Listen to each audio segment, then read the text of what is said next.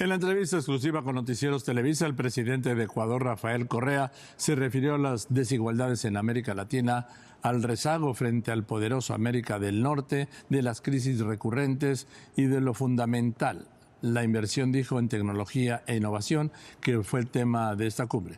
Esta es la primera parte de esta entrevista con el presidente de Ecuador, Rafael Correa. Señor presidente Correa, muchas gracias por este espacio para Noticieros Televisa, se lo aprecio mucho. Muchas gracias por la invitación. Señor presidente, hablaba usted anoche de Cristóbal Colón y creo que tenía razón, ¿sí? Bueno, es una metáfora, ¿no? La contamos nuevamente. Dicen que Cristóbal Colón fue el primer economista, porque cuando salió no sabía dónde iba, cuando llegó no sabía dónde estaba, y todo fue pagado por el gobierno. Pero lo que queremos describir con eso es que si hubiera habido un economista con Cristóbal Colón, ese economista hubiera concluido que América del Sur, lo que hoy conocemos como América del Sur, se iba a desarrollar más rápido que América del Norte, porque teníamos todo para hacerlo. Sociedades más consolidadas, que manejaban gran tecnología, los mayas, los aztecas, los incas, igual o mayor cantidad de recursos naturales. Y pasó todo lo contrario. Es uno de los grandes enigmas del desarrollo. ¿Por qué pasó todo lo contrario, presidente? Precisamente, es un enigma. Hay muchas y complejas respuestas, pero sin duda, una de ellas es la clase de élite que nos dominó durante siglos.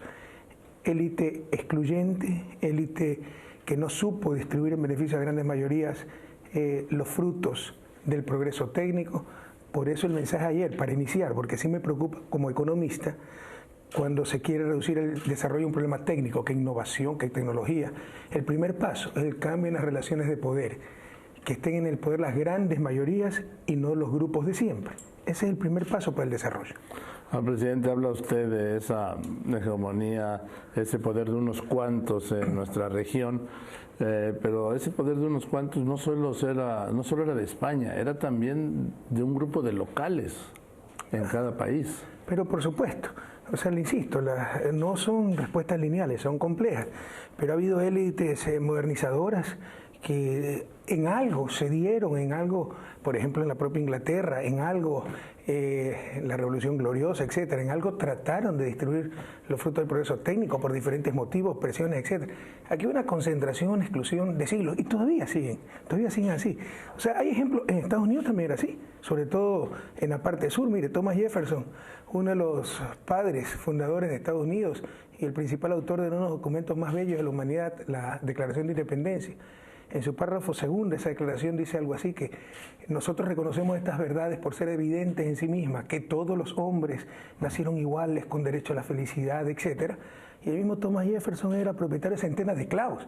O sea, no es que era un hombre mentiroso, cínico. En su formación no cabía que los esclavos tuvieran derechos, que fueran iguales a él. El problema es que eso fue hace 200 años.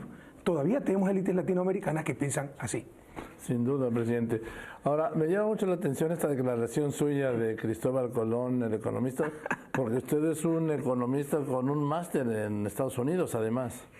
Es que yo sí soy muy crítico de lo que ha pasado con la ciencia económica y creo que somos de los grandes culpables de la crisis actual y de ese desastre que fue el neoliberalismo, sobre todo en América Latina. Precisamente porque se redujo el desarrollo a un problema meramente técnico. Se nos quiso convencer, se nos quiso hacer pasar ideología como ciencia.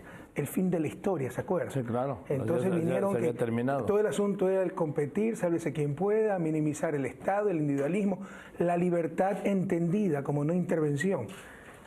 Esa es la libertad neoliberal, cuando la libertad republicana debe ser la no dominación, y para eso usted debe dar capacidades a la gente. Y esto fue un desastre en América Latina, la región que más rápido y profundamente aplicó todas esas recetas llamadas del consenso de Washington. Y los economistas nos convirtieron en sumos sacerdotes. O sea, las grandes decisiones las tienen que tomar hombres políticos con visión integral.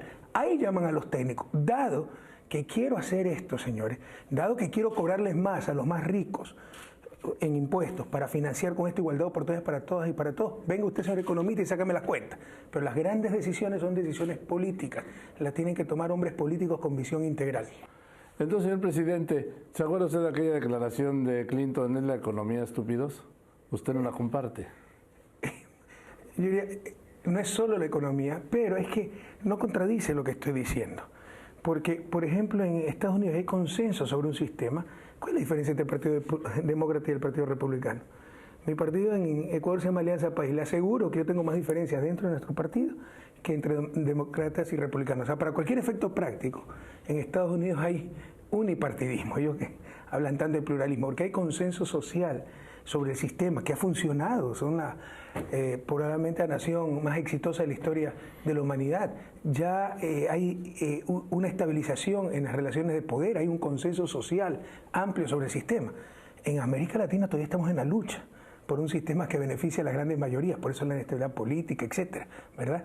Todavía se juega muchísimo. O sea, no es lo mismo allá las elecciones cada 4 años y que lleguen los demócratas o republicanos.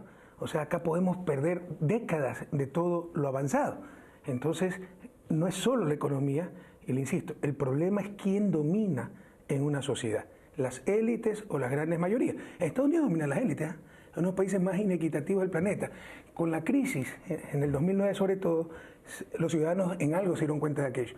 ¿Pero por qué no se dan cuenta antes? Por el gran avance tecnológico que permitió las mejoras de nivel de vida de todos. Pero ahí dominan las élites. El problema es que en América Latina también nos dominan las élites sin ese avance tecnológico y hay miseria, pobreza extendida. Entonces las cosas son mucho más graves. Entonces, el problema básico de una sociedad es quién manda, las élites o la grande mayoría.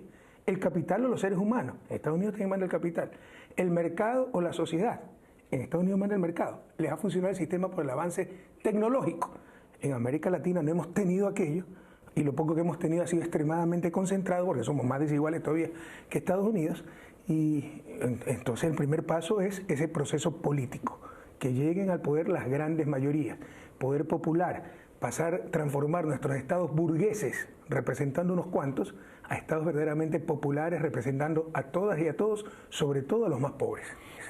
Y también eficaces, ¿no, presidente? Muy bien, muy buena observación y se le agradezco, porque esto que usted escucha pues son postulados de izquierda, ¿no? Justicia social, etcétera, ¿no? Pero a la izquierda históricamente se le olvidó la palabrita eficiencia, y eso es clave.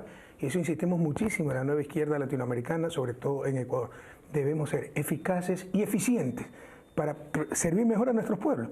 Probablemente no hay mejor justicia social que esa eficacia y esa eficiencia. Le decía, Estados Unidos es un país tremendamente injusto, el país desarrollado más inequitativo, pero es bastante eficiente y ha logrado proveer buenos niveles de vida a la inmensa mayoría de sus habitantes, y por eso hay consenso social sobre el sistema. Eso no ha pasado en América Latina. Señor presidente, yo recuerdo Ecuador, que quizás es el país de América Latina que en una década tuvo más presidentes antes de que usted llegara, y yo creo que ese es bueno, tiene por supuesto una lectura política, pero hablando de economía, pues no hay país que resista a eso, presidente. Bueno, sí hay países, mire la inestabilidad en Italia. Cambian los nombres en el gobierno, pero el sistema ya funciona solo. Es por las instituciones. Bélgica pasó hace unos años, casi un año sin gobierno. Año y medio. Y funcionó mejor todavía el país que con gobierno. O sea, ya hay sistemas, le insisto, estabilizados, que funcionan, institucionalidad. Que no es lo ideal. En América Latina, claro, no es lo ideal de todas formas, pero en América Latina está todo por hacer. Nosotros en 10 años tuvimos al menos 7 presidentes, depende cómo los cuente. Podemos llegar a los 11, si contamos triunviratos, presidentes de 2 horas, etcétera. Y al menos en un país, en el nivel de desarrollo relativo, en etapa de desarrollo en que se encuentra Ecuador, eso es nefasto, porque no hay estabilidad, no se puede planificar ni siquiera a mediano plazo, peor a largo plazo. ¿Quién va a empezar una obra para después de 4 o 5 años que pueda tener costo político, ingentes inversiones, y no sabe si en 6 meses seguirá en el gobierno?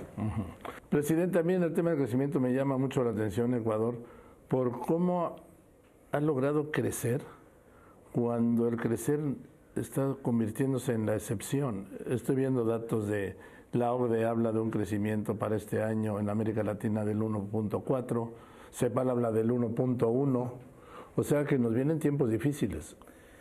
Bueno, ya empezaron un poco los tiempos algo más difíciles, pero CEPAL dice que América Latina crecerá 1.1 y que Ecuador crecerá el 4%, es decir, casi 4 veces más que el promedio latinoamericano. Y normalmente ese ha sido el comportamiento, crecer más que el promedio de América Latina, y con un detalle adicional sumamente importante, ¿no? Esto es una cuestión técnica, sin tener política monetaria. Y nosotros Después de una terrible crisis en el 99, adoptamos el dólar, lo cual es una barbaridad técnica, ¿no? Además de un atentado a la soberanía, como moneda nacional. Fíjese los problemas que tiene Europa para salir de la crisis. Por un euro fuerte manejado por un banco central común. Pero aunque sea, tienen algo de voz, pues cada país europeo. Nosotros tenemos una moneda fuerte manejada por un banco central extranjero, la Federal Reserve de Estados Unidos. No tenemos nada que decir ahí.